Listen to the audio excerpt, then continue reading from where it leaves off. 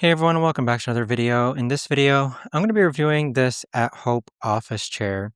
So I do want to thank the company for actually gifting this to me.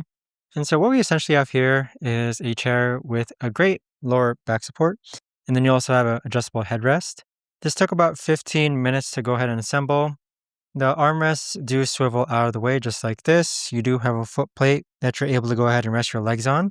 It is a 360 swivel, and you do have a hanger coat rack over here as well. So with this chair, if you're looking for a really neat way to go ahead and use it, all you've got to do is just sit on it and it should function very, very well. Now, I've been using this chair for about a week now, and I'd say I really like the headrest support. It does function pretty well, and I like how it is adjustable upwards and downwards.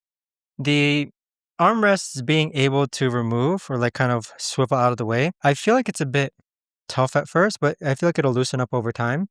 And then with the leg rests, this portion right over here, it is pretty useful to just put your legs or feet on it and rest on it. But overall, I've had no problems with it whatsoever.